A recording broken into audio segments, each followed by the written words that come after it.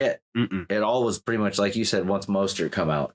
But again, not a whole lot we need to talk about. It's again just Dolphins solidifying themselves in the AFC playoffs, and the Commanders showing that they have tons of shit to work on, especially after demolishing their decent defense and just trading them away for, like we said, bag of potato chips and some envelopes, high fives and hugs, and slap on the ass. Good game, guys. Thanks for letting me. Attaboy, champ. Let me trade rape you. So thank you for that. Another one of these games that, maybe a little bit it's worth talking about, but we'll just hit it real quick. Buccaneers, they get their win over the Panthers. Yeah, they're sitting at 5-7, so they're still in contention, but Panthers going to get number 1 pick again? They're looking like it, but what are you going to do with it if you didn't do shit with your first one? You going to go for Caleb Williams again? You're going to have... I was thinking. You're going to have Bryce Young... And Caleb Williams on the same team. And you know what they'll do? Still not win a motherfucking game. I'm thinking they trade. They're already sitting shitty. Yeah. I think they just play the rest of their season out shitty. Intentionally, of course. Okay. They get the first overall pick in the draft. Mm-hmm. They traded away to the Falcons. The Patriots. Cardinals. The Cardinals, the Seahawks, Steelers at this point. Steelers. Man, maybe anybody at this point. Anybody love a first rounder. All of these teams who have the number 1 overall, because they're not going to want another quarterback first overall pick of the draft back-to-back years. No. If they do that, they need to be taken out of the NFL.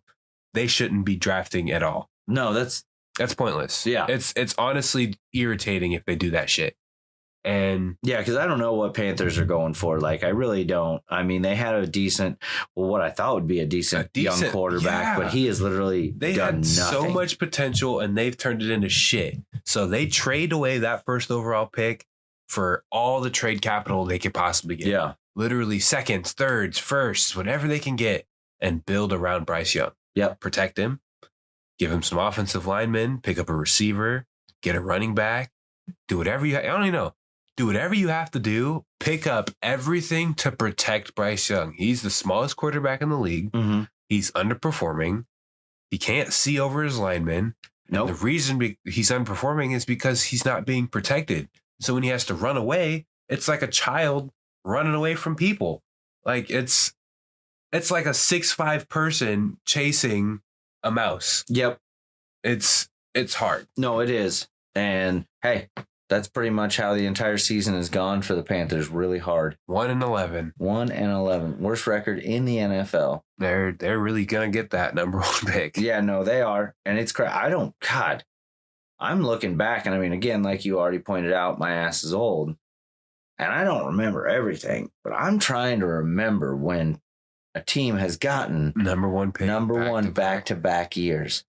I don't even know. I've always heard of a team getting better. Maybe the Browns after their first overall pick. Maybe the Browns. I don't know. Tell you what. Question to chat out there. Somebody hit us up on Snap, or not on Snap, but somebody hit us up on Instagram, and you guys tell us if a team other than the Panthers have ever gotten back-to-back first-round draft picks 2 years in a row. That's where we'll leave that game. Yep. Has anybody ever been shittier than the Panthers? Chat, you tell us. But we'll move on to, this is another one really not much to talk about. And it's crazy there's not much to talk about because the 49ers literally shit on the fucking Philadelphia Eagles today. Yeah, there was no game being played. It was... For the Eagles being the number 1 team in the NFL. Take a break. Not in the AFC, not in the NFC, the NFL. The number 1 team. One loss. And let me put it this way. Deebo Samuel shit on the fucking Eagles. And Christian McCaffrey. Yeah. They combined went for 378 yards, I think it was. I have no clue. All I know is McCaffrey hit almost 100. Yeah, he had 100 rushing, and then he had like 60 receiving. Yeah, and then you had Deebo at about 120. So, I mean... And then plus his rushing yards. Yeah. Oh, yeah. Because one of those touchdowns was a rushing touchdown. Yeah, they almost averaged 300. Yeah, no shit. They did. Together. That's crazy. That's crazy. That's more than fucking Hurts passed for all game. Exactly. And Brock Purdy, of course, leeching off of his talent. So. He did leech off his talent, but that's the great thing. He's got some great talent, and I'd love to have just a piece of it on my team. Oh, man. Imagine what the Chiefs would be like if we had CMC in the backfield. Oh, fuck. Just fucking sucking off his talent. Dude, man. that guy is so ridiculous. God, imagine. Christian McCaffrey. Imagine if either of our teams had and then line. and I'm not trying to. You look at that is a perfect example of almost a wasted career. How long Christian McCaffrey sat on the Panthers going to waste. He was the number one productive person on the team every year, even over the quarterback, Even after he got hurt, he was still the number one producing person on the team. That's what I'm saying. So, I mean, I'm glad Christian McCaffrey got off that team and got on a team where he can actually be the number one guy, but also at the same time have people out there helping him out. So they're not winning the only games. Option. Yeah. So, but yeah, really, like I said, not a whole lot we want to touch on. Jalen Hurts did go out at the end of the game there for a little bit. But he came back. He did. But honestly, it looked like he got knocked silly. That knee went right into his neck. I thought he was out, but it is what it is. Anyways, he came back, didn't help him at all. A.J. Brown was kept out of the end zone. Actually, I think the only Jalen got the rushing touchdown. I don't remember who caught the other one. Devontae Smith. Yeah. There you go. Thank you. But there was a really close one where A.J. Brown almost got a touchdown, but it was good defense. They locked it up. Pink shoes. The pink shoes. Yeah. But yeah, shout out to Jason Kelsey's little girl. It's probably one of the cutest videos I've seen all week. So in the massacre, the 49ers beat the Eagles. Yeah, that was pretty much, yeah. I think everybody was thinking it was going to be more of that back and forth. Like, it was the NFC Championship rematch. And I can tell you this, even though the Chiefs lost to the Eagles, that was a way more like, hey, we're back and forth. 49ers keep playing like this, they're just going to walk it all the way to the championship. I don't see anybody stopping them. If they can keep that team together and everybody healthy, dude, they're shifting gears. So, hey, I hear it from Cowboys fans every year. It's our year. I did not say that. I did not say that about the Cowboys. Sure as hell didn't say it. So, well, one of the last ones we're going to touch on of the evening, we had the Browns-Rams, and honestly, yeah, good game, especially with Flacco. Flacco being in for the Browns. Honestly, he scored 2 minutes, opening drive, put him on the board. Well, he's a fucking Super Bowl vet. It's not like he's a bad quarterback. And, I mean, he was managing the clock. It was really just good defense by the Rams. Yeah. Aaron Donald being Aaron Donald. And Matthew Stafford finally fucking being Matthew Stafford. Matthew Stafford finding his receivers, hitting Puka Nacua. Who did go out. On that, what the fuck was it, 75, it was 76 touchdown receiving, whatever it was. And then, yes, Puka Nacua goes out after his fourth reception. Yeah. But still, on 4 receptions, 105 yards and a touchdown. Whew. Not a bad day at the office. I mean, it's good stats. It's not what you expect because, I mean, him doing good means Cooper Kupp does bad. Well, is Cooper Kupp in? Because he got hurt. Yeah, Cooper Kupp was in. Yeah. Puka Nacua, whatever the fuck his dick is, him doing better makes Cooper Kupp play worse, which brings me back to my point of one of them will always do better than the other. It'll never be a one doing good. Which they both got a TD. It's just one got more yardage than the other. More yardage. Yep. So Rams, I don't know. I mean, it's a little late in the season, but they're 6-6, so it's not like they're out either. No, they're still in. Honestly, they've turned it around. They got Kyron back. They got their team back. Their offensive line is healthy. Their defense is playing good. Right. They beat the Seahawks the 2 times. Yep. So, I mean, if they win out and the Seahawks lose out, they're a shoo-in. Yeah, for sure. Because no one's worrying about the Cardinals at this point. And, I mean, right now, with, like I said, how we said earlier, how close it is with the playoffs, the Packers are 6-6. The Vikings are 6-6. The Seahawks are 6-6. The Rams are 6-6. There's so many 6-6 teams. All of the teams right there that are in the hunt and in the playoffs that 6-6. It's crazy. I mean, it's so even paced this year. Like I'm saying, I've been watching many years of football, and there's always like those teams that stand way far out from everybody else. There are none of those this year.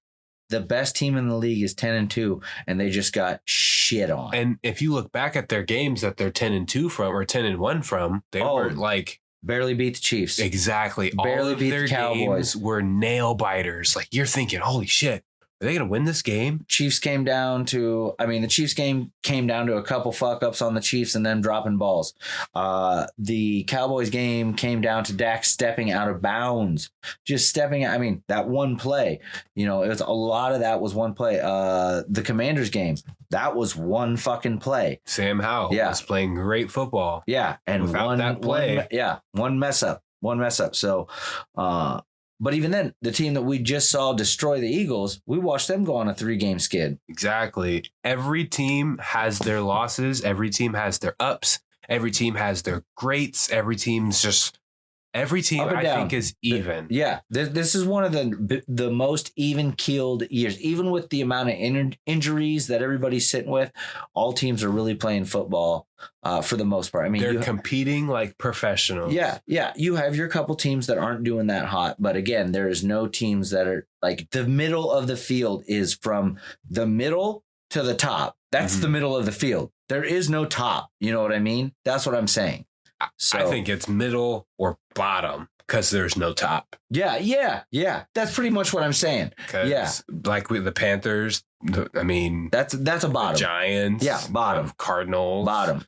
All those bottom feeders of the league. But those are the ones sitting at the bottom. Even like today when we're talking about the Rams who were skidding out of control, they win today. We're at 6-6. We're good. They turned it around. We're good off one win. So again, Rams get their win, go to 6-6. Browns, they drop down to 7-5, I do believe. Yeah. But again, still in that race because, now Kenny 3 picks is out. So it's literally Browns with Joe Flacco going against his ex-team, the Baltimore Ravens, for that AFC North spot. That's crazy. That's crazy. That is Myles Garrett coming back with his injury. Win a Super Bowl with a team. And then try to take your arch nemesis for how many years, go on their team and try to take them to the playoffs. That's crazy. I mean, if anybody can do it. Oh, Joe Flacco is definitely that person. Joe Flacco's got the capabilities. Yep. Last game of the night. Well, we're just going to tell you. Packers beat the Chiefs. We've been talking about it all night throughout the podcast. If you tuned into the Instagram Live, that is literally what the Instagram Live was about. So we're not going to sit here and go back and forth and talk about all the missed calls on both sides of the ball. We're just going to let it say as it is. 27-19. Green Bay comes away with the win, keeping that positive vibes going. And the Chiefs still showing the struggling that they're having with their wide receivers, really. I mean, it's really what it comes down to.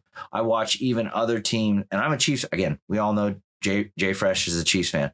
I am watching other teams with these wide receivers that are just making incredible catches. And I got an elite quarterback hitting people in the fucking numbers and they're fucking dropping the shit. Y'all just need people who can catch the ball. That's what I'm saying. I need one. Like, so shout out the Packers today making catches. I get it, but I mean that's the thing. Fuck, give me Dobbs. I'll take Dobbs right now. I mean that's what I'm saying. Just a wide receiver that wants to catch the ball. That's all I'm saying. Like almost like it's their job to catch the football. Yeah, like they're getting paid millions of fucking dollars. Wow. You even got a sweet jersey with your name on it that people buy, and then you get royalties from, and then you get commercials, and then you have 500 million Mahomes autos, and all you have to do is catch the football. Yeah, But no. Well, you got to remember that the whole reason they're giving you these fucking endorsements is because you catch the fucking football. Anyways, moving on. Packers win 27-19. Chiefs lose, drop a little bit farther in those AFC standings, and Packers bounce. I do believe they're officially in the hunt now. Yeah, again, another 6-6 team. So yeah, they're 7th seed. Yeah, so yeah, they're in the hunt. Last thing we want to touch on, we got tomorrow night's Monday night game. We got the Bengals versus the Jaguars, 2 AFC teams. Bengals without Joe Burrow, Jaguars. They're clicking right now. Yep. So I'm just going to pretty much call it right now. Jacksonville is going to take this win. I mean, it's at Jacksonville. Everybody's pumped. It's a Monday night game, primetime game.